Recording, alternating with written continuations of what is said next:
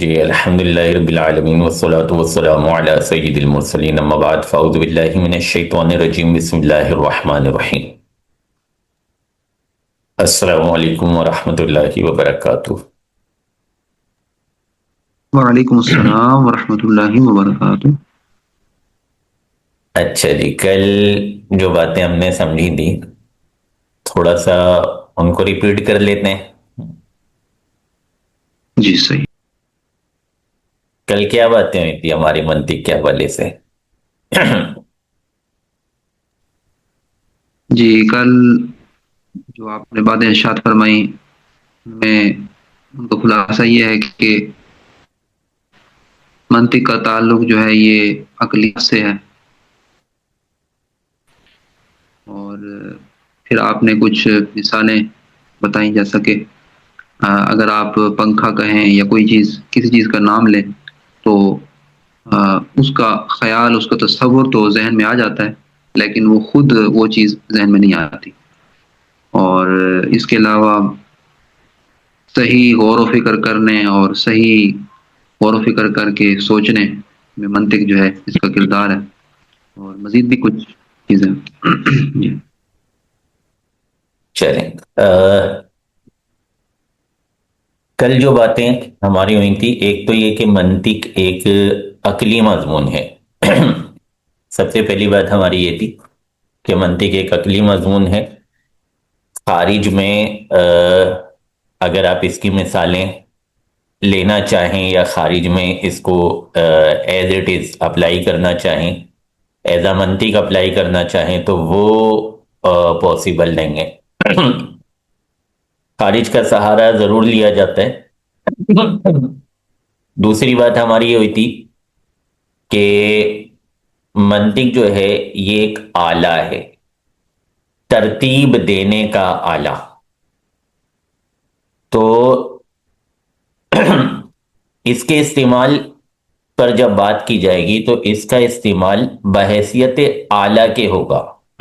اور آلے کا کام کیا ہوتا ہے کہ آلہ جب کسی چیز کو تیار کرتا ہے تو وہ خود اس کا جز نہیں بنتا، وہ اس چیز کا خود حصہ نہیں بنتا، پارٹ نہیں بنتا، بلکہ وہ صرف ایک چیز کو تیار کر کے ہمارے سامنے پیش کر دیتا ہے۔ تو وہی حیثیت منطق کی ہے کہ یہ مختلف علوم و فنون میں، مختلف مضامین میں، مختلف تقاریر میں استعمال ہوتی ہے۔ لیکن اگر ہم کہیں کہ جی اس میں منطق کو الگ کر کے دکھائیں تو وہ ممکن نہیں ہوگا۔ لفاظی کے طور پہ کوئی نہ کوئی اس کی صورت بنا لی جائے گی، لیکن حقیقت میں وہ ممکن نہیں ہوگا کہ اس تقریر کے اندر سے یا اس مضمون کے اندر سے یا اس کتاب کے اندر سے منطق کو الگ کر کے دکھایا جائے کہ جی یہ منطق ہے اور یہ نحو ہے یا یہ صرف ہے۔ ایسا نہیں ہوگا۔ وہ بیسیکلی نحوی ہوگی، وہ بیسیکلی صرفی ہوگی، اس کے اندر جو ہے منطق کا یوز ہوا ہوگا، استعمال ہوا ہوگا، وہ الگ سے کہیں پر موجود نہیں ہوگی۔ اسی طرح ہماری بات ہوئی تھی منطق کے حوالے سے کہ منطق کا کام کیا ہے، منطق کرتی کیا ہے۔ اور یہ بات ہم نے یوں بیان کی تھی کہ منطق جس مقصد کے لیے وضع کی گئی ہے یا منطق کو سیکھنے کا جو مقصود ہے، منطق کو سیکھ کر جو چیز ہمیں حاصل ہونی چاہیے، ہم نے یہ چیک کرنا ہے کہ وہ چیز ہمیں حاصل ہو رہی ہے یا نہیں ہو رہی۔ اگر نہیں ہو رہی تو اس کا مطلب ہے کہ ہمارے سیکھنے کے طریقے میں یا ہم جس چیز کے ذریعے سیکھ رہے ہیں وہاں کوئی پرابلم ہے، اور وہاں پہ ہمیں اس پرابلم کو حل کرنا چاہیے، اس ایشو کو حل کرنا چاہیے، ورنہ ہم اپنا ٹائم بلا وجہ خراب کر رہے ہیں، ہم اپنے وقت کو صرف کر رہے ہیں اور اپنے ذہن کو الجھا رہے ہیں۔ حقیقت میں جس چیز کو ہم بنام منطق سن رہے ہیں، دیکھ رہے ہیں، وہ حقیقت میں پھر منطق نہیں ہے۔ اور ایک ہم نے یہاں پہ بات یہ کی تھی کہ تاسم مراعاتھا، کہ رعایت کریں گے تو بینیفٹس حاصل ہوں گے۔ اگر ہم نے صرف سیکھ کے رٹا مار کے رکھ لیا تو اس سے تو پھر کسی بھی مضمون میں فوائد حاصل نہیں ہوتے، ہر مضمون کے فوائد اسی وقت حاصل ہوتے ہیں جب انہیں سیکھ کے، ان کو سمجھ کے، ان کا استعمال کیا جاتا ہے، ان کا خیال رکھا جاتا ہے، ان کا لحاظ رکھا جاتا ہے، جبھی وہ مضمون اپنے فوائد اس سیکھنے والے کو دیتا ہے، وہ سیکھنے والا اس سے مستفید ہوتا ہے۔ تو یہ چند باتیں ہماری کل کے لیکچر میں بہت تفصیلاً ہوئی تھی، اس کا خلاصہ میں نے آپ کے سامنے رکھ دیا، اور ماشاءاللہ آپ نے بھی تقریباً اس میں سے کچھ خلاصہ بیان کر ہی دیا تھا۔ اچھا، آج کی بات ہم شروع کرتے ہیں کہ منطق میں جو ہے وہ آگے کیا چیز ہوتی ہے؟ دلالت۔ منطق شروع کرتے ہیں تو دلالت شروع ہو جاتی ہے۔ یہ بات کل بھی ذکر ہوئی تھی کہ بنیادی طور پہ ایک شخص جو منطقی ہوتا ہے، جس نے منطق سیکھنی ہوتی ہے، جس نے منطق پڑھنی ہوتی ہے، پڑھانی ہوتی ہے، اس کو الفاظ کی بیسکلی حاجت نہیں ہوتی، کیونکہ منطق ایک مفہوم ہے، ایک عقلی چیز ہے، ایک سمجھ میں آنے والی چیز ہے۔ اس کا تذکرہ کل کئی مرتبہ مختلف انداز میں ہوا۔ تو الفاظ کی بیسکلی حاجت نہیں ہوتی منطق کے لیے، لیکن چونکہ سمجھنے سمجھانے کا جو سب سے آسان ذریعہ ہے وہ الفاظ ہی ہیں۔ اشاروں کے ذریعے بھی بات سمجھائی جاتی ہے، لیکن اشاروں کے ذریعے سمجھنا سمجھانا انتہائی دشوار ہوتا ہے، کیونکہ سمجھنے والے کو بھی اس میں مہارت چاہیے ہوتی ہے، اور سمجھانے والے کو بھی اس سے زیادہ مہارت چاہیے ہوتی ہے کہ اشارے کس طرح استعمال کرنے ہیں۔ تو اشاروں کے ذریعے بھی اگرچہ حصول ہو جاتا ہے سمجھنے سمجھانے کا، لیکن وہ دشوار ہوتا ہے، اس میں بعض اوقات بات پوری سمجھ بھی نہیں آ پاتی یا سمجھا نہیں پاتے۔ تو الفاظ کی بہرحال ضرورت پڑتی ہے آسانی کے لیے، تاکہ بات کو آسانی کے ساتھ سمجھا جا سکے، سمجھایا جا سکے۔ جب الفاظ کی بات آتی ہے تو الفاظ کا تعلق بن جاتا ہے دلالت سے۔ الفاظ کے اندر دلالت کے ذریعے ہی سمجھنا سمجھانا ممکن ہوتا ہے۔ اگر آپ کے سامنے میں ابھی چائنیز زبان کے دو چار لفظ بول دوں، مجھے نہیں آتے بولنے، لیکن اگر میں بول دوں آپ کے سامنے چائنیز زبان کے دو چار الفاظ، تو لفظ تو ہو جائیں گے، لفظ تو وہاں پائے جائیں گے، لیکن کیا آپ کو کوئی بات سمجھ آئے گی؟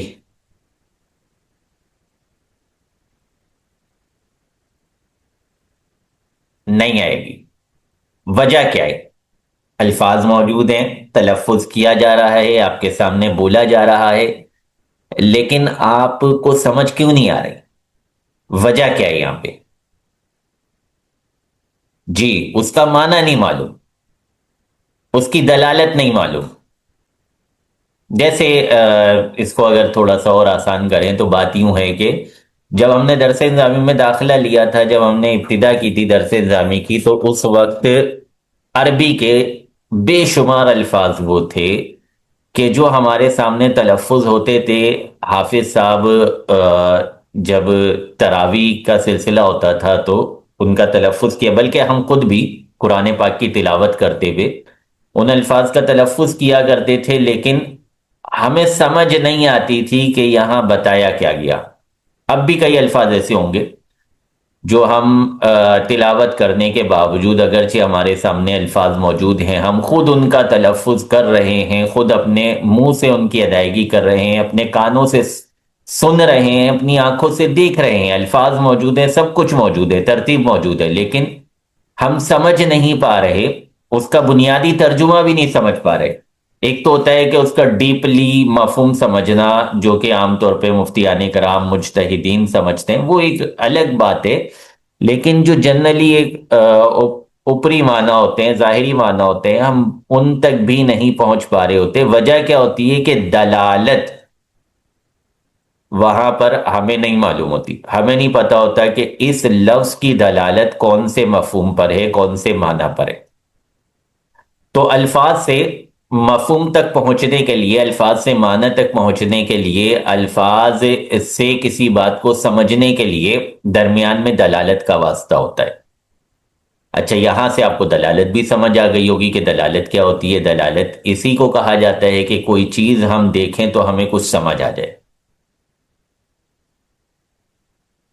ہم کسی دور دراز ملک چلے گئے، ہم، مدنی قافلے کے مسافر بنے اور چلے گئے کسی دور دراز کے علاقے میں امیر علیہ سنت کا پیغام پہنچانے کے لیے، دین کا پیغام پہنچانے کے لیے۔ اب ہم وہاں سے جب گزر رہے تھے تو ہماری نظر پڑی دور سے گنبد و مینار پر۔ ہم نے دیکھا ہے یہاں پہ تو گنبد اور مینار موجود ہے، ایک بلڈنگ ہے جس پہ گنبد اور مینار موجود ہے۔ تو فوراً ہمارے ذہن میں کیا بات آئے گی؟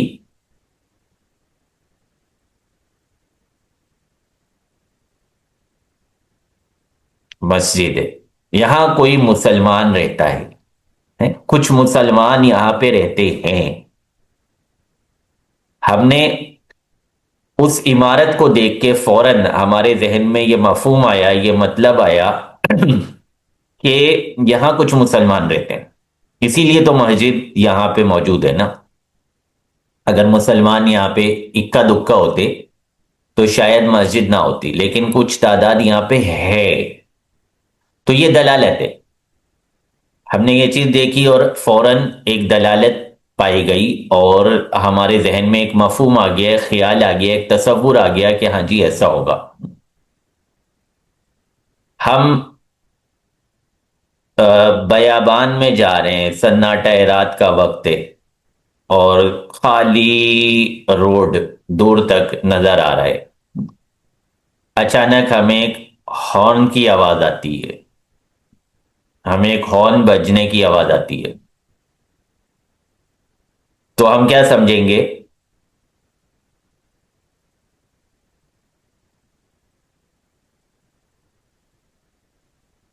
گاڑی ہے، یہاں کوئی شخص آ رہا ہے۔ ہم ہم یہ سمجھیں گے یہاں کوئی شخص آ رہا ہے، کوئی شخص، مطلب ہم کافی دیر سے اکیلے چل رہے تھے، سناٹے میں چل رہے تھے، اندھیرے میں چل رہے تھے، کوئی شخص آ رہا ہے۔ اب وہ اچھا بھی ہو سکتا ہے، برا بھی ہو سکتا ہے، وہ ایک الگ بحث ہے، لیکن بہرحال یہ کہ کوئی آ رہا ہے، کسی کے موجود ہونے کا تصور ہمارے ذہن میں آ گیا، ہمارے ذہن میں خیال آ گیا، تو یہ دلالت ہے۔ ہارن کی دلالت کسی شخص کے موجود ہونے پر، مسجد کی دلالت علاقے میں، محلے میں مسلمانوں کے موجود ہونے پر، یہ ہوتی ہے دلالت۔ تو الفاظ جو ہوتے ہیں ان کو کسی نے وضع کیا ہوتا ہے مختلف مفاہیم کے لیے۔ ہارن، ہاں جی ہاں، دیکھیں ہارن کو تو وضع کس لیے کیا گیا تھا؟ اچھا، ہارن کی وضع کس لیے تھی؟ چلیں سوالوں سے سیکھنے کی کوشش کرتے ہیں نا۔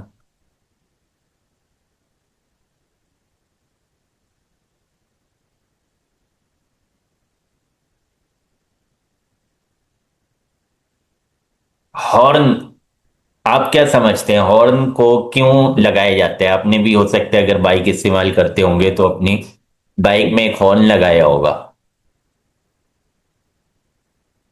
تو ہارن کس لیے لگایا جاتا ہے جنرلی؟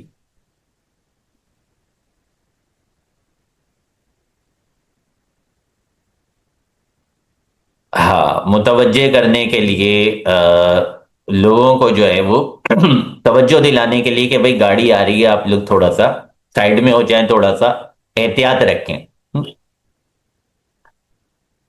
لیکن یہاں پہ ہم نے کیا سمجھا ہارن کی آواز سن کے؟ ہم نے یہ سمجھا کہ کوئی شخص موجود ہے، کوئی شخص آ رہا ہے۔ ہارن اس کے لیے وضع نہیں کیا گیا تھا۔ ہمیں جو بات سمجھ آئی وہ اس کا مفہوم وہ والا مفہوم نہیں ہے جس کے لیے اس کو وضع کیا گیا ہے، بلکہ ہم نے کچھ اور سمجھا ہے اس سے۔ الفاظ میں جنرلی یہ ہوتا ہے کہ ہم جس مفہوم کے لیے وضع کیا گیا ہوتا ہے وہ لفظ وہ مفہوم سمجھ رہے ہوتے ہیں، اور بعض اوقات اس لفظ سے ہم کوئی اور مفہوم بھی سمجھ لیتے ہیں، ایسا بھی ہو جاتا ہے بعض اوقات۔ ایک شخص ہے جس کو سمجھایا جا رہا ہے کہ بھائی آپ نماز پڑھ لیا کریں، ان کے والد صاحب جو ہے یا ان کے قاری صاحب جو ہے ان کو سمجھا رہے ہیں کہ بیٹا نماز پڑھ لیا کریں۔ کافی دن ہو گئے سمجھاتے سمجھاتے، کئی مرتبہ سمجھایا، بچہ جو ہے وہ سستی کر جاتا ہے، نماز نہیں پڑھتا۔ ایک دن سمجھانے والے کو غصہ آ جاتا ہے، وہ والد صاحب ہیں یا قاری صاحب ہیں، ان کو غصہ آ جاتا ہے، وہ ڈنڈا اٹھا لیتے ہیں کہ یار اب میں اس کی مار لگاؤں گا۔ وہ ڈنڈا اٹھاتے ہیں تو سامنے سے ایک تیسرا شخص آتا ہے، وہ کہتا ہے بھائی انسان ہے۔ وہ تیسرا شخص کیا کہتا ہے کہ بھائی انسان ہے۔ وہ کیا سمجھانا چاہ رہا ہے؟ لفظ انسان تو وضع کیا گیا ہے، اگر ہم عام لفظوں میں کہیں، منطق کی بات نہ کریں، عام لفظوں میں ہم کہیں تو لفظ انسان وضع کیا گیا ہے ایک ایسے شخص کے لیے کہ جس کی دو آنکھیں ہوتی ہیں، ناک ہوتی ہے، دو کان ہوتے ہیں، ایک مطلب باڈی ہوتی ہے اس کی، اس کے لیے لفظ انسان وضع کیا گیا ہے۔ تو جب ہم انسان سنتے ہیں تو ہمارے ذہن میں ایک تصور آتا ہے، خیال آتا ہے ایک ایسے شخص کا جس کے ہاتھ ہیں، پیر ہیں، سر ہے، آنکھیں ہیں، ناک ہے، کان ہے۔ تو وضع تو لفظ انسان کی اس ذات کے لیے تھی، لیکن یہاں پہ بولنے والا کیا سمجھا رہا ہے؟ بولنے والا یہ سمجھا رہا ہے کہ بھائی انسان ہے، اس کو سمجھانے سے کام چل جائے گا۔ انسان ایک سمجھنے والا فرد ہے، ایک ایسا فرد ہے جس میں سمجھ بوجھ کی صلاحیت موجود ہے۔ وہ لفظ انسان بول کے قابل علم مراد لے رہا ہے۔ یہ مثال آپ نے منطق میں پڑھی ہوگی کہ لفظ انسان بول کے قابل علم مراد لینا، پڑھی ہے نا منطق میں اس طرح کی مثال؟ اس جو کہانی میں نے آپ کو سنائی، اس کہانی سے آپ کو سمجھ آ گیا ہوگا کہ اچھا لفظ انسان بول کے قابل علم مراد لینے کا مطلب یہ ہوتا ہے۔ کلیئر؟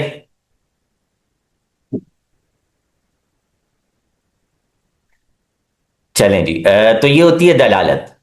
اب دلالت الفاظ کے اندر بھی ہوتی ہے، غیر الفاظ کے اندر بھی ہوتی ہے۔ غیر الفاظ کی مثال میں نے آپ کو ہارن کی بھی دے دی، اور میں نے جو ہے آپ کو مسجد کی مثال بھی دے دی۔ وہ لفظ، لفظ مسجد تو لفظ ہے، لیکن مسجد کی جو عمارت ہے جس کی میں نے آپ کو مثال دی، گنبد اور مینار، وہ کوئی لفظ نہیں ہے، وہ فزیکلی ایک عمارت ہے۔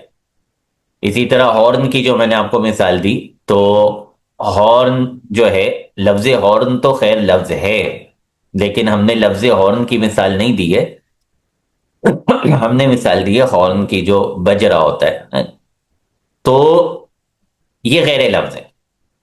الفاظ کی بھی دلالت ہوتی ہے، غیر الفاظ کی بھی دلالت ہوتی ہے، ان معنی پر بھی ہوتی ہے جن معنی کے لیے اس کو وضع کیا گیا ہے، ان معنی پر بھی ہوتی ہے جن کے لیے اس کو وضع نہیں کیا گیا۔ اتنی بات کلیئر ہو گئی؟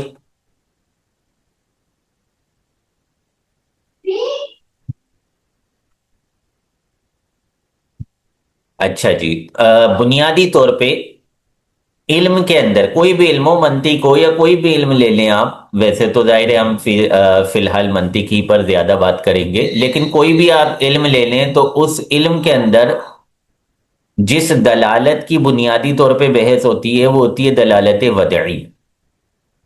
جنرلی ہم جو استعمال کر رہے ہوتے ہیں وہ دلالت ودیہ کا استعمال کر رہے ہوتے ہیں۔ ہم دوسری جو دلالتیں جو غیر ودعیہ ہیں ان کا استعمال یا تو یہ کہہ لیں بہت کم کر رہے ہوتے ہیں، یا پھر عمومی طور پر نہیں کر رہے ہوتے۔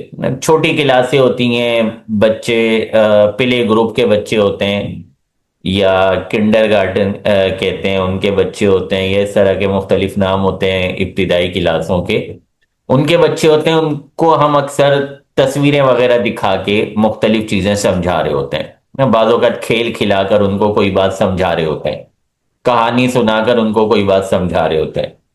تو وہاں بعض اوقات ہم دلالت لفظیہ ودیہ کا استعمال نہیں کر رہے ہوتے، ورنہ عمومی طور پہ ابھی میں اتنی دیر سے آپ کے سامنے تقریر کر رہا ہوں، آپ کے سامنے بولے آ رہا ہوں، تو جنرلی میں استعمال دلالت ودیہ کا ہی کر رہا ہوں. جو لفظ جس معنی کے لیے وضع کیا گیا ہے میں تقریباً اس لفظ کو اسی مفہوم کے لیے استعمال کر رہا ہوں. تو بنیادی حیثیت جو ہے نا وہ دلالت کے اندر وہ دلالت ودیہ کو ہی حاصل ہے. اب دلالت ودعیہ میں پھر 3 کیٹیگریز بنا دیتے ہیں منطقی. ایک کہتے ہیں مطابقی، اور ایک کہتے ہیں تضمنی، اور ایک کہتے ہیں التزامی. مطابقی کیا ہوتی ہے؟ جس لفظ کو جس معنی کے لیے وضع کیا گیا ہے وہ لفظ اس پورے معنی پر دلالت کرے. آپ کا جملہ ایسا ہو جس جملے میں لفظ اپنے پورا مفہوم، اپنا مکمل مفہوم ادا کر رہا ہو. میں مارکیٹ سے چاقو خرید کے لایا ہوں، میں مارکیٹ سے چھری خرید کے لایا ہوں. اب لفظ چھری جو ہے اس کے 2 حصے ہوتے ہیں. ایک پکڑنے والا حصہ ہوتا ہے جس کو ہم دستہ کہتے ہیں، لکڑی سے عام طور پہ بنا ہوا ہوتا ہے، پلاسٹک سے بھی بعض اوقات بنا ہوا ہوتا ہے، بہرحال دھاری دار نہیں ہوتا وہ حصہ جو پکڑنے کے لیے استعمال ہو رہا ہوتا ہے. اور دوسرا حصہ جو ہے وہ دھاری دار ہوتا ہے جس کو علمی گفتگو میں پھل کہہ دیا جاتا ہے. تو بنیادی طور پہ چھری کا لفظ جو ہے وہ اس پورے مجموعے کے لیے وضع کیا گیا ہے جس میں پھل بھی داخل ہے اور دستہ بھی داخل ہے. اور جب ہم نے کہا کہ میں چھری خرید کے لایا ہوں تو وہاں پر مراد یہی ہوتی ہے کہ جی میں نے پوری چھری جو ہے وہ مکمل دستہ اور پھل کے ساتھ خریدی ہے. لیکن اگر میں اسی لفظ چھری کو یوں استعمال کروں کہ میں نے چھری سے سیب کاٹا ہے، میں نے چھری سے سیب کاٹا ہے، تو اب انڈرسٹوڈ یہ ہے کہ میں نے لفظ چھری مکمل معنی کے لیے استعمال نہیں کیا، بلکہ میں نے یہاں پہ لفظ چھری صرف پھل کے معنی کے لیے استعمال کیا ہے، کیونکہ سیب کو جو ہے وہ دستے سے نہیں کاٹا جاتا، بلکہ سیب کو جو ہے وہ دھاری داری حصے سے ہی کاٹا جاتا ہے. حالانکہ میں نے لفظ چھری استعمال کیا، دونوں جگہ میں نے لفظ چھری استعمال کیا. میں نے وہاں بھی لفظ چھری استعمال کیا تھا، میں نے کہا میں نے چھری خریدی ہے، آپ نے کہا دلالت مطابقی ہو گئی. اور میں نے کہا کہ جی میں نے چھری سے سیب کاٹا ہے، آپ نے کہا دلالت تضمنی ہو گئی. وجہ کیا ہے کہ جن جملوں میں یہ لفظ استعمال ہو رہے ہیں وہاں پہ ان لفظوں کا مفہوم کچھ اور ہو رہا ہے، ان لفظوں کے مفاہیم بدل رہے ہیں، اس کے دلالتیں بدل رہی ہیں. اور مثال لے لیں قلم. میں نے اپنے دوست کو قلم تحفے میں دیا ہے. قلم کے مختلف اجزاء ہوتے ہیں، اس کی نب بھی ہوتی ہے، اس کے اندر جو ہے باقی باڈی بھی ہوتی ہے، جہاں سے ہم پکڑ رہے ہوتے ہیں وہ حصہ بھی ہوتا ہے، جہاں پہ ہم اس میں ریفل ڈال رہے ہوتے ہیں یا سیاہی بھر رہے ہوتے ہیں وہ بھی اس کا حصہ ہوتا ہے. جب میں نے کہا کہ میں نے اپنے دوست کو قلم تحفے میں دیا ہے تو یہاں پہ لفظ قلم جو ہے وہ اپنے پورے اجزاء پر دلالت کر رہا ہے، مکمل اجزاء پہ دلالت کر رہا ہے. لیکن جب میں نے کہا کہ میں نے قلم سے یہ مضمون لکھا ہے، میں نے قلم سے یہ لیٹر لکھا ہے، یہ جواب لکھا ہے، تو میں نے لفظ قلم کا استعمال کیا ہے اس کے ایک جز کے لیے، اس کی نب کے لیے، اس کی نوک کے لیے. کیونکہ لکھنے کے لیے جو استعمال ہوگا وہ اس کی پوری باڈی استعمال نہیں ہوگی، پوری باڈی حرکت میں آئے گی، پوری باڈی وہاں پہ یوز ہوگی، لیکن جو لکھنے کا کام کر رہی ہوگی وہ اس کی نب کر رہی ہوگی. تو یہاں پہ میں جب لفظ قلم، اس دونوں جگہ میں نے لفظ قلم استعمال کیا، لیکن ایک جگہ لفظ قلم بولنے سے اس کا مکمل اجزا پر احاطہ ہوا، مکمل اجزا پر دلالت ہوئی، اور دوسری جگہ لفظ قلم بولنے سے اس کے جز پہ دلالت ہوئی۔ بعض اوقات دلالت التزامی کے لیے کوئی لفظ استعمال کیا جاتا ہے۔ آپ نے کیا بولیں گے،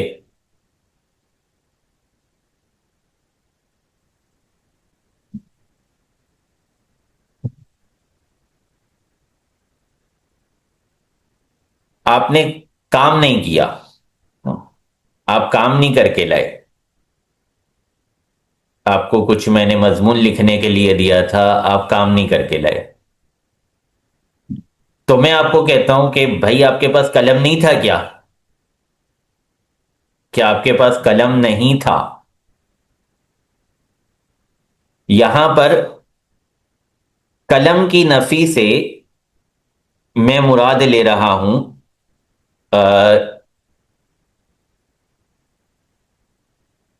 آپ کے کام نہ کرنا،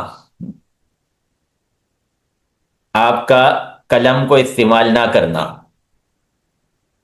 آپ کا لکھائی نہ کرنا، عدم کتابت پر دلالت کر رہا ہوں۔ تو بعض اوقات دلالت التزامی کے لیے لفظ کا استعمال ہو رہا ہوتا ہے، جیسے میں آپ کو کہتا ہوں کہ بھئی آپ کے محلے میں مسجد موجود ہے، آپ سے میں نے پوچھا کہ ہاں جی آپ نے کتنی نمازیں جماعت کے ساتھ ادا کی ہیں؟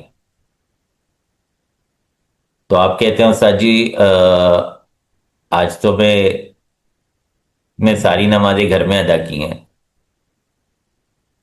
آج میں جماعت سے کوئی نماز نہیں پڑھ سکا۔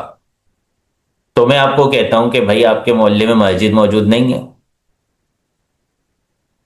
یہاں پر مسجد بول کے میں مراد لے رہا ہوں جماعت کی سہولت ہونا، کہ آپ کے محلے میں جماعت کی سہولت موجود نہیں ہے، آپ کے محلے میں جماعت کی صورت موجود نہیں ہے۔ تو یہاں پہ میں نے جو لفظ مسجد تھا جس کے مکمل معنی بنتے تھے وہ جو پوری ایک مسجد ہوتی ہے، اس کے مینار، اس کا گنبد، اس کی صفیں اور اس کی دیواریں وغیرہ وغیرہ، مکمل مفہوم تو اس کا وہی بنتا تھا لفظ مسجد کا، اور الگ الگ اس کے اجزاء میں لے لیں، اس کے اجزاء بھی اس کا مفہوم میں آتے تھے، لیکن میں نے نہ اس کے اجزاء مراد لیے ہیں یہاں پہ اپنے جملے میں، نہ میں نے اس کا کل مراد لیا ہے، بلکہ میں نے یہاں پہ مراد یہ لیا ہے کہ جناب جماعت کی سہولت تو آپ کے پاس موجود تھی نا، پھر بھی آپ نے جماعت سے نماز نہیں پڑھی، کتنے افسوس کی بات ہے۔ تو یوں دلالتیں جو ہوتی ہیں وہ بعض اوقات مطابقی ہوتی ہیں، یعنی پورے کا پورا جو اس کا معنی ہوتا ہے، جو اس کے معنی وضع کیا گیا ہوتا ہے، جو اس کا معنی جنرلی سمجھ آ رہا ہوتا ہے، بعض اوقات پورا مفہوم اس جملے میں ادا ہو رہا ہوتا ہے، اور بعض اوقات کچھ مفہوم ادا ہو رہا ہوتا ہے، اور بعض اوقات جو ہے بالکل ایک ہٹ کر ایک ایسا مفہوم لیا جا رہا ہوتا ہے کہ جو وضع میں داخل نہیں ہوتا، وضع سے ہٹ کر ہوتا ہے، وضع سے علیحدہ ہوتا ہے۔ تو یہ ہماری جو ہیں وہ دلالتیں ہوتی ہیں۔ اچھا جی، دلالتوں والی بات کلیئر ہو گئی؟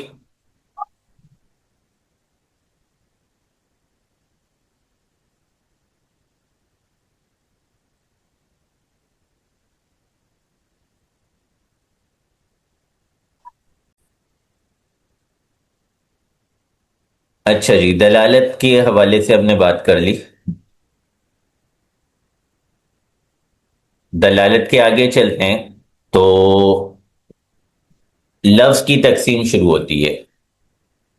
لفظ یا تو مرکب ہوگا یا پھر مفرد ہوگا۔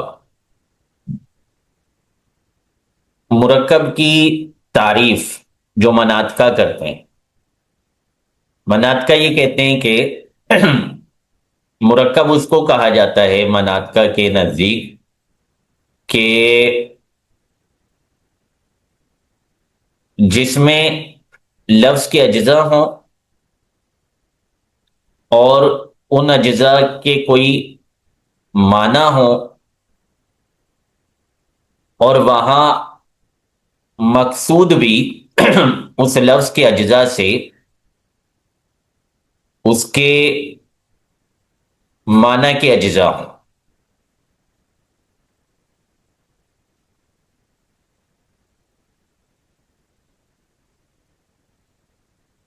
لفظ کے اجزاء بھی ہوں، ان اجزاء کے کوئی معنی بھی ہوں، اور وہ وہاں پہ اس جملے کے اندر، اس مضمون کے اندر مقصود بھی ہوں، تو پھر اس کو مرکب کہا جائے گا. اگر لفظ کے اجزاء ہی نہیں ہیں، یا اجزاء تو ہیں لیکن اجزاء کے الگ الگ معنی ہی نہیں بنتے،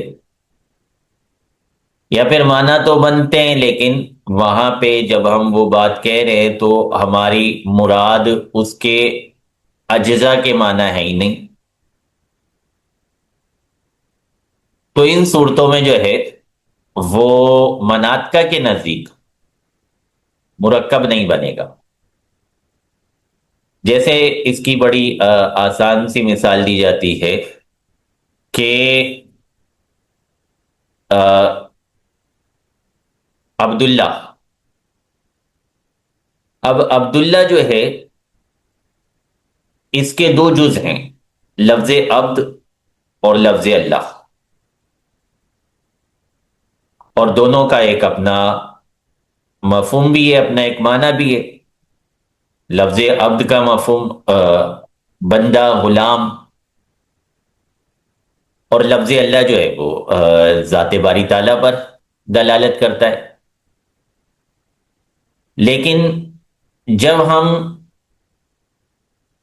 کسی ایسے شخص کی بات کر رہے ہوتے ہیں جس کا نام ہی عبداللہ ہے، عبداللہ نے کھانا کھا لیا، عبداللہ بازار چلا گیا،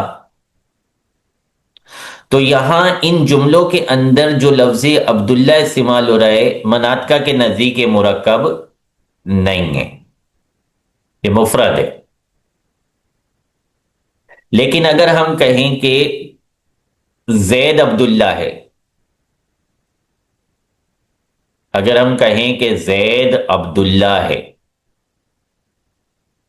تو اب جو لفظ عبداللہ ہوگا اس جملے کے اندر، اس مضمون کے اندر، یہاں پہ لفظ عبداللہ جو ہے یہ مناطق کے نزدیک مرکب ہوگا.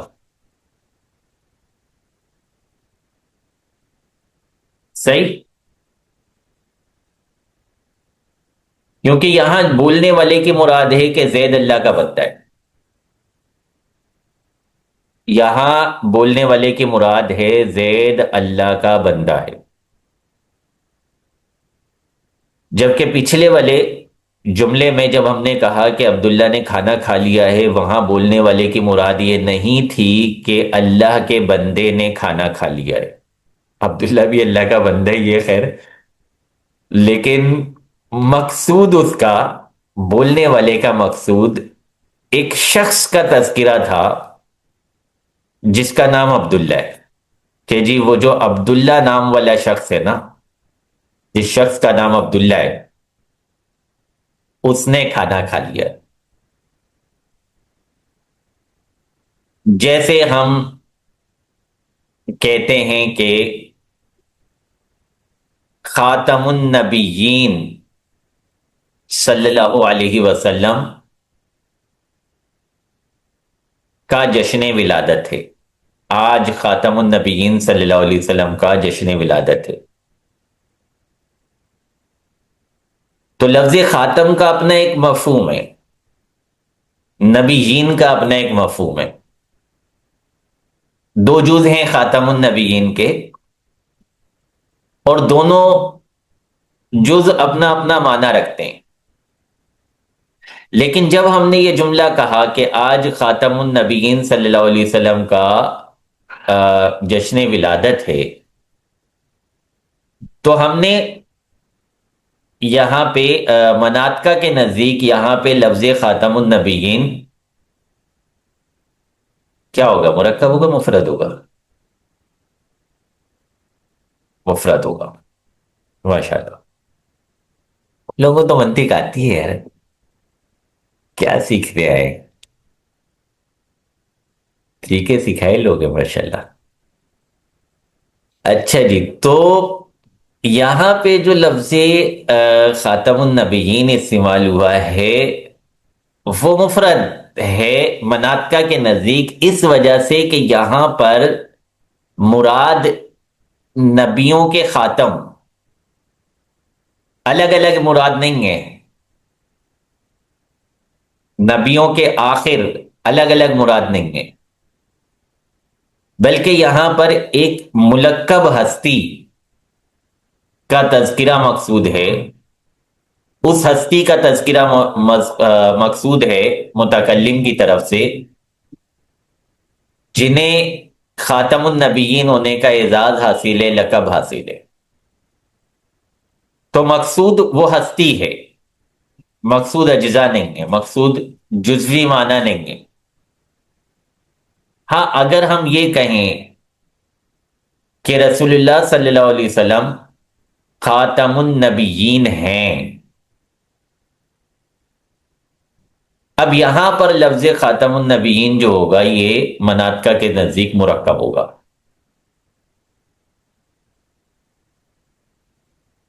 چلیں، مفرد مرکب ہو گیا. اب ہم چلتے ہیں مفرد کی اقسام کی طرف. مفرد کی مختلف اقسام ہوتی ہیں. ایک مفرد وہ ہوتا ہے جو جزئی پر دلالت کرتا ہے، ایسے مفہوم پہ دلالت کرتا ہے کہ جس مفہوم کے اندر ہمارے ذہن میں صرف ایک شخص، ایک شے ہمارے تصور میں آتی ہے، اس کے ساتھ، جس کو ہم کہتے ہیں نا جزئی. جزئی آپ نے یقیناً کلی جزئی پڑھا ہوا ہوگا. تو جزئی کیا ہوتی ہے؟ جس کا صدق ایک فرد پر ہو، کثیرین پر صادق نہ آئے. تو اگر لفظ ایسا ہے جو صرف ایک فرد پر صادق آتا ہے، ایک کے علاوہ پر صادق نہیں آتا، تو اس لفظ کو کہا جائے گا جزئی. جیسے لفظ عبداللہ تھا، تو لفظ عبداللہ جو ہے جب تسمیہ کے طور پہ استعمال کیا جائے تو اس کا صدق ایک مخصوص ذات پر آئے گا، اور اس وقت جو ہے وہ لفظ مفرد ہوگا، اور لفظ مفرد ہونے کے ساتھ ساتھ وہ جزئی ہوگا. یا کسی بھی چیز کا نام لے لیں،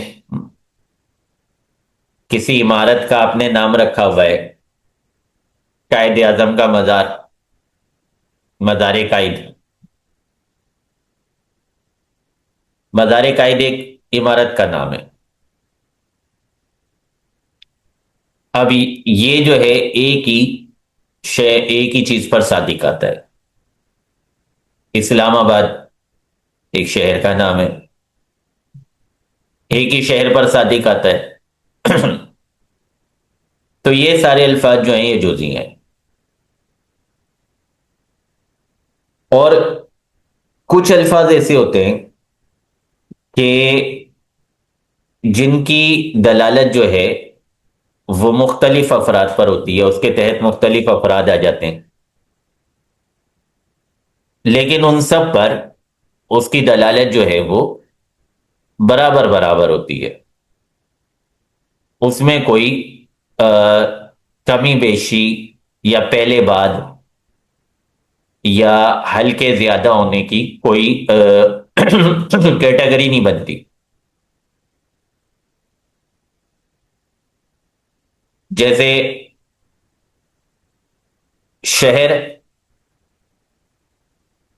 اب لفظ شہر جو ہے یہ لاہور پہ بھی صادق آئے گا، کوئٹہ پر بھی صادق آئے گا، اسلام آباد پر بھی صادق آئے گا، اور سب پہ برابر برابر صادق آئے گا۔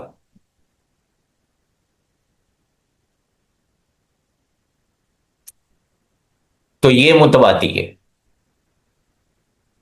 یا ملک کہہ لیں، یا کرسی کہہ لیں،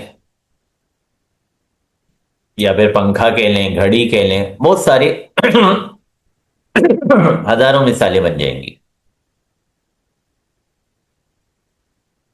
لیکن کچھ الفاظ ایسے ہوتے ہیں کہ جس کے تحت بہت سارے افراد آتے تو ہیں، لیکن ان افراد پر اس لفظ کا جو مفہوم ہوتا ہے، اس لفظ کا جو معنی ہوتا ہے، وہ کسی نہ کسی حیثیت سے مختلف ہو رہا ہوتا ہے۔ جیسے لفظ وجود کی مثال دی جاتی ہے منطق میں، وجود کا صدق جو ہے وہ ذات باری تعالیٰ پر بھی آتا ہے اور مخلوق پر بھی آتا ہے، لیکن دونوں جگہ اس کے مفہوم میں فرق آ جاتا ہے۔ ایک جگہ اس کا مفہوم جو ہے وہ واجب کے ساتھ آتا ہے، واجب الوجود، اور دوسری جگہ اس کا صدق جو ہے وہ ممکن کے ساتھ آتا ہے، ممکن الوجود۔ لفظ کالا ہے، سیاہ، کالا، اس کا صدق بہت ساری چیزوں پر آتا ہے، یعنی امامہ باندھا ہوا ہے یہ کالا ہے، یہ آنکھیں بھی آنکھوں کے اندر جو پتلیاں یہ بھی کالی ہیں، داڑھی بھی کچھ کچھ کالی کچھ کچھ سفید ہے، چلے کالی تو ہے نا، لیکن سب چیزوں پر اس کا صدق جو ہے وہ الگ الگ ہے، مختلف ہے۔ کوئی چیز کسی چیز سے زیادہ کالی ہوگی اور کوئی کم کالی ہوگی۔ ہم جب کلر کروانے جائیں گے کسی کپڑے کو یا کسی چیز کو تو ہم کہیں گے نہیں یار تھوڑا ڈارک کرو، وہ بولے گا بھائی آپ نے کالا کلر کرنے کو کہا تھا نا، میں نے کر دیا۔ تو نہیں، یہ نہیں، ہمیں تھوڑا ڈارک چاہیے۔ کپڑا لینے جائیں گے، کالے کلر کا کپڑا دے دو تو ہم بولیں گے نہیں تھوڑا لائٹ کلر دو، چاہیے کالا ہی، لیکن کالے کے اندر جو ہے وہ کئی شیڈ بن گئے نا، یہ لائٹ ہو گیا، یہ اس سے لائٹ ہو گیا، یہ اس سے لائٹ ہو گیا، ہیں وہ سارے کے سارے کا ایک ہی کلر، یعنی بیسیکلی وہ سارے سیاہ ہیں، کالے، یا سفید لے لیں یا ہرا لے لیں، کوئی بھی کلر لے لیں، تو اس میں جو ہے وہ کئی کیٹیگریز بن جاتی ہیں لائٹ ڈارک ہونے کے حساب سے۔ تو یہ ایک ہی لفظ ہے، لیکن چونکہ اس کا جو مصداق ہے اس مصداق میں یہ کمی بیشی کے ساتھ کسی نہ کسی حیثیت سے اس میں کمی بیشی ہو رہی ہے، کسی نہ کسی حیثیت سے اختلاف ہو رہا ہے کہ یہ کپڑا جو ہے یہ زیادہ اس میں یہ والا رنگ جو ہے وہ زیادہ ابھر کے سامنے آ رہا ہے، یا اس کی لائٹ زیادہ ہے، یا اس کی روشنی زیادہ ہے، یا اس میں چمک زیادہ ہے، وغیرہ وغیرہ، اس سب کو ہم ایک مان رہے ہیں بحیثیت سیاہ ہونے کے، لیکن اس میں ہم فرق بھی مان رہے ہیں کہ جی اس میں فرق ہے۔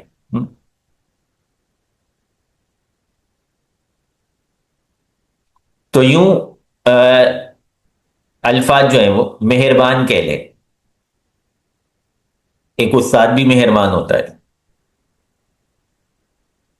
ایک ولی بھی مہربان ہوتا ہے، ایک نبی بھی مہربان ہوتا ہے، ایک ماں بھی مہربان ہوتی ہے، ایک اللہ بھی مہربان ہے،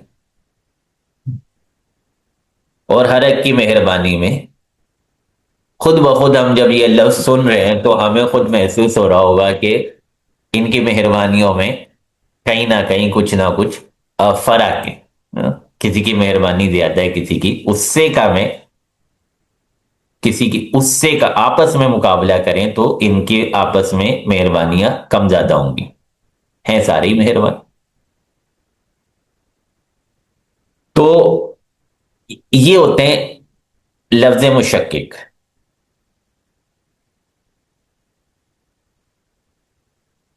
پہلے بھی آپ نے یہ ساری چیزیں متواتر مشکک وغیرہ وغیرہ پڑھی ہوں گی. کیسا لگ رہا ہے؟ یہ مشکل نہیں ہے، آسان ہے؟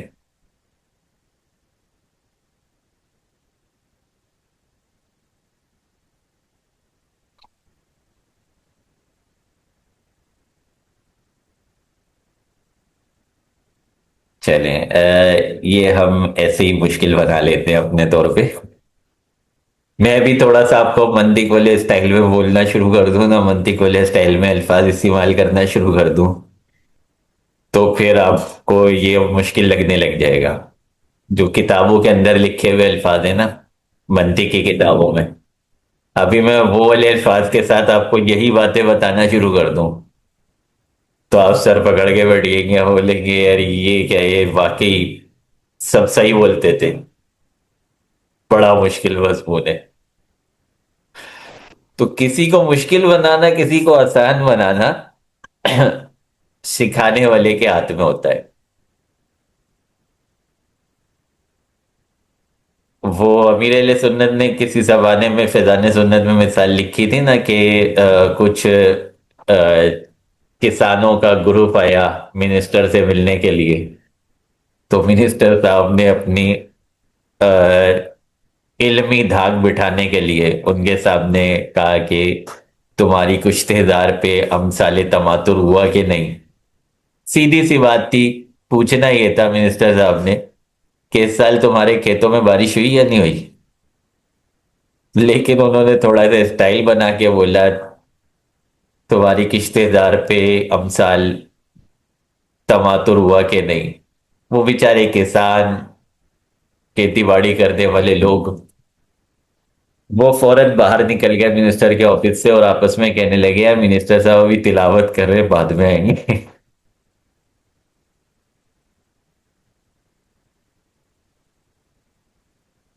آپ کی مرضی ہے، آپ اپنی بات کو مشکل بنانا چاہو تو کس نے روکا ہے، اور آسان بنانا چاہو تو بھی کس نے روکا ہے. اگر آپ چاہو کہ منطق کو ہی نہ سیکھ سکے، ساری زندگی میں ہی راج کروں، منطق کا بادشاہ میں ہی کہلاؤں، تو کچھ بھی نہ سکھاؤ. الفاظ بہت ہے، ایک سے بڑھ کر ایک مشکل سے مشکل لفظ موجود ہے، بولے جاؤ. تب بولیں گے واہ جی استاد جی، بس یہی ایک دنیا میں منطقی ہیں، ہم تو ان کی جوتیوں کی خاک کو بھی نہیں پہنچ سکتے. اور وہی استاد جی آپ کو سیدھے سیدھے لفظوں میں بتانا شروع کر دیں گے بھائی یہ بولا تھا، یہ ہوا، دیکھو یہ کرا، یہ ہو گیا، چلو بھی صحیح ہے، سمجھ آ گئی. آپ بولو گے اچھا یہ تھی منطق، ہم نے ایسے ہی ہوا بنایا ہوا تھا، یہ تو کچھ تھی نہیں. تو بھائی اپنے ہاتھ میں ہوتا ہے آپ نے کیا بتانا ہے، سامنے والوں کو کچھ سمجھانا ہے یا بس ان کو سمجھا کے رکھنا ہے. اچھا جی چلیں اب آ جائیں مرکب پہ. مرکب بھی اسی طرح کا ہے. مرکب میں جو ہے وہ قسمیں بنائی جاتی ہیں. مرکب جو ہے وہ مشترک اچھا نہیں، یہ تو مفرد کی اقسام ہے نا. مفرد جو ہے وہ مشترک بھی ہوتا ہے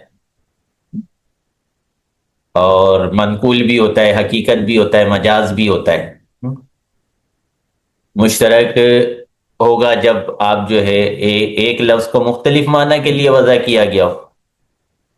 منقول ہوگا جب ایک معنی کو، ایک لفظ کو وضع تو ایک معنی کے لیے کیا گیا تھا لیکن بعد میں لوگوں نے اسے کسی اور معنی کے لیے استعمال کرنا شروع کر دیا.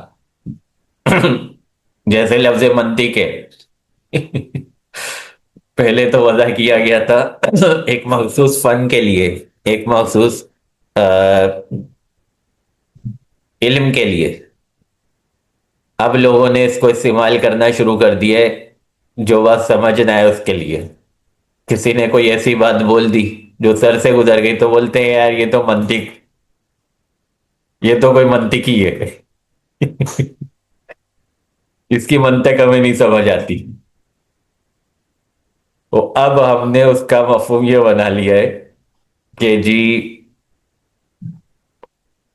اچھا منقول تو نہیں کہیں گے نا ان کو. منقول تو وہ ہوتا ہے جس کے اصل معنوں کو چھوڑ دیا گیا ہو. یہاں ابھی اس حد تک نہیں پہنچے، ابھی ہم اس کو حقیقت مجاز کہہ سکتے ہیں۔ خیر اس کو مجاز کہنا بھی اس کی کیا بولیں گے، غلط ہے، مجاز نہیں بولنا چاہیے۔ مجاز تو وہ ہوتا ہے کہ جو مفہوم اس لفظ سے نکلتا بھی ہو، ایسا نہیں ہے کہ آپ بالکل ہی اس کا ایسا مفہوم نکال دیں جو اس کے معنی مدولہ نہ ہو لیکن اس سے نکلتا بھی نہ ہو۔ تو منطق سے خیر ایسا کوئی مفہوم نہیں نکلتا، یہ لوگوں نے غلط بیانی شروع کر دی ہے۔ بہرحال تو منقول میں یہ ہوتا ہے کہ ہم جو ہے وہ ایک لفظ کے جو معنی وضع کیے گئے ہوتے ہیں اس کو چھوڑ کے کسی اور معنی کی طرف چلے جاتے ہیں۔ اس کے بعد جو ہے آ جاتا ہے حقیقت اور مجاز۔ حقیقت اور مجاز میں یہ ہوتا ہے کہ کبھی ہم اس کو اپنے معنی موضوعہ میں استعمال کر رہے ہوتے ہیں اور کبھی ہم معنی موضوعہ سے ہٹ کر استعمال کر رہے ہوتے ہیں۔ اس کی مثالیں جیسے میں نے ابھی آپ کے سامنے بیان بھی کی کہ مسجد بول کے جو ہے مسلمانوں کا موجود ہونا مراد لیا، انسان بول کر جو ہے وہ قابل علم ہونا مراد لیا۔ تو یہ ساری جو میں نے التزامی کی مثالیں دی تھی، یہ حقیقت اور مجاز کی مثالیں بھی بن جائیں گی۔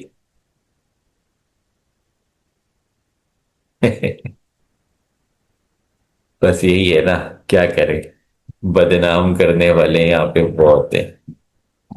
منطق کو اللہ ان لوگوں کے شر سے محفوظ فرمائے۔ اچھا جی، اس کے بعد آ جاتے ہیں مرکب، مرکب تام، مرکب ناقص، پھر خبر اور انشاء۔ خبر میں کیا ہوتا ہے؟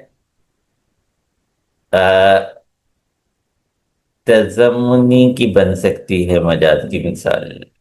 نہیں، تضمنی جو ہے یہ مجاز نہیں ہوتا، تضمنی جو ہے یہ حقیقت ہی ہوتا ہے۔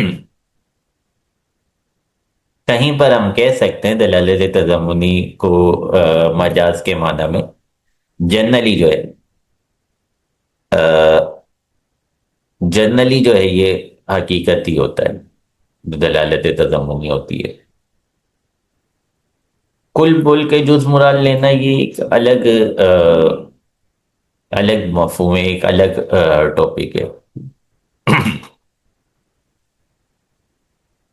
اچھا جی، ہاں قلم بول کے نوک مراد لے رہے ہوتے ہیں، لیکن اس کو جو ہے نا کوئی مجاز کہتا نہیں ہے اصطلاحی طور پہ، یا عرف میں کوئی اس کو مجاز نہیں کہتا، اس کو حقیقت ہی کہا جا رہا ہوتا ہے۔ مجاز اس طرح کا نہیں ہوتا، مجاز یہ ہوتا ہے کہ آپ اس کو جو ہے نا ایسے لفظوں میں استعمال، ایسے مفہوم میں استعمال کریں جو آ، اس کے حقیقی معنی سے ہٹ کر ہو، حقیقی معنی سے علیحدہ ہو۔ بعض مواقع پر ایسا ہوتا ہے کل بول کے جز مراد لیا جائے تو اس کو مجاز کہہ دیا جاتا ہے، لیکن یہاں جو آپ کو مجاز کی مثالیں دی ہیں نا، یہ اس کے لیے قابل تسلیم نہیں بنے گی۔ اچھا جی، اس کے بعد آ جاتا ہے خبر اور انشاء۔ خبر میں یہ ہوتا ہے کہ ہم کوئی ایسی بات کہہ رہے ہوتے ہیں جس میں سچ اور جھوٹ کا پہلو نکل رہا ہوتا ہے۔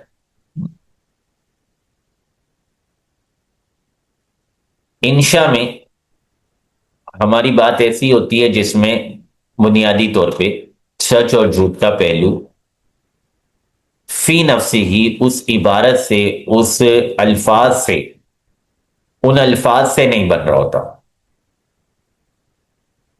کسی نے یہاں پر اعتراض کیا تھا، غالباً یہ مرکات میں اور شرح تہذیب میں موجود ہے کہ لا الہ الا اللہ یہ ایک کلمہ ہے، کلمہ شہادت ہے۔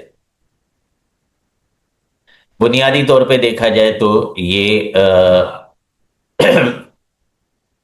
خبر نہیں بنتا، لیکن جو ہے یہاں پہ اس کے سچ اور جھوٹ ہونے کا تو ہے معاملہ، اس میں سچ اور جھوٹ والی بات تو نکلتی ہے۔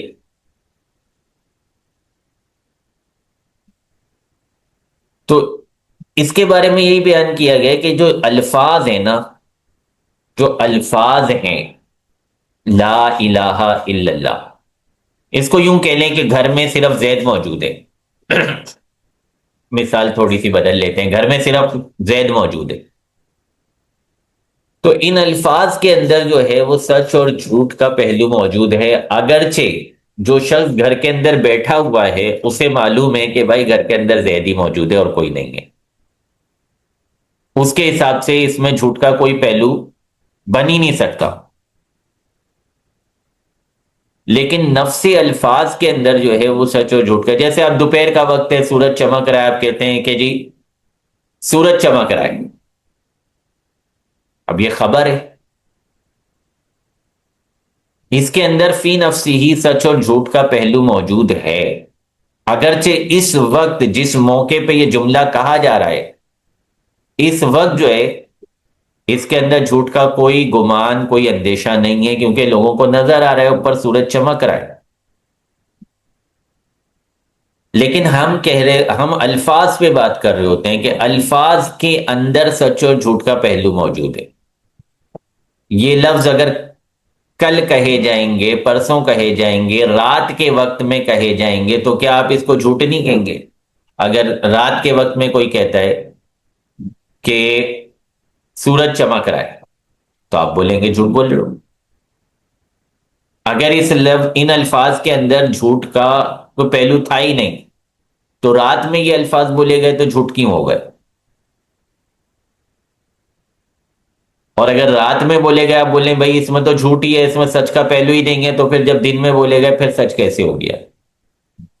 تو مطلب یہ کہ الفاظ کے اندر سچ اور جھوٹ دونوں کا پہلو موجود ہے. خارج کے اعتبار سے وہاں پہ ایک مفہوم فکس ہو رہا ہے.